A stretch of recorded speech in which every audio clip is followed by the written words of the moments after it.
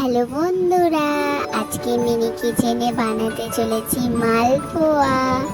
তোমরা এই ভিডিওটা দেখতে থাকো। গরম গরম নরম নরম মালপোয়া।